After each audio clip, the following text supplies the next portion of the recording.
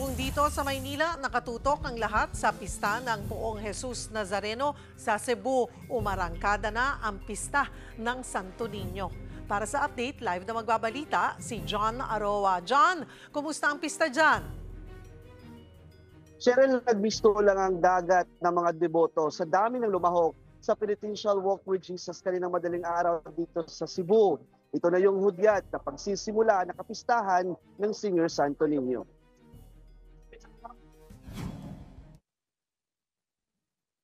Ang karo sakay ang imahe ng Santo Niño. Ang ilan sa mga debotong sumama may sariling bitbit na imahe ng Senior Santo Niño.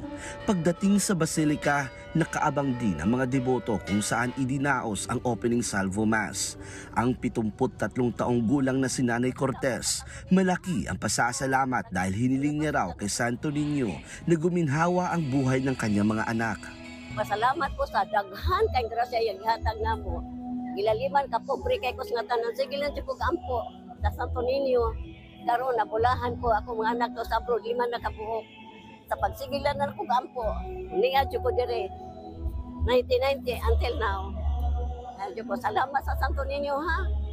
Ang deboto namang si Nanay Mary Ann na taon-taong lumalahok, nagpapasalamat rin sa mga biyaya at maayos na kalusugan. Ano mga milagro, ma'am, na nagawa na sa Santo Niño? Marami. Tulad ng anak ko noon, isang adik. Nawalan ako ng pag-asam sa kanya kaya dahil hindi ko panalangin, narinig niya, nagbagong anak ko. Kaya hanggang ngayon, okay ng anak ko. Sa kabila ng makulimlim na panahon, nagpapasalamat ang simbahan na maayos namang naidaos ang prosesyon. Kaniya, medyo nakulbaan lang may mga kamarihan kaya nag-101 kasi mga delay sa operasyon, but we just arrived in time. Yan, nagsukur sa Misa on time. Kaya, kato lang, no? We consider itong raindrops na a blessing. No?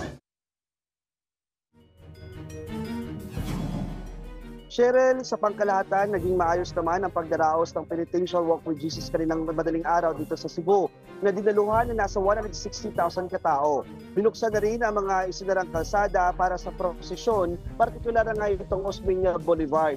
Sa ngayon ay sunod-sunod na ang isasagawang misa dito sa Basilika na tatagal hanggang sa susunod na linggo. Cheryl. Daghang salamat, John Aroa.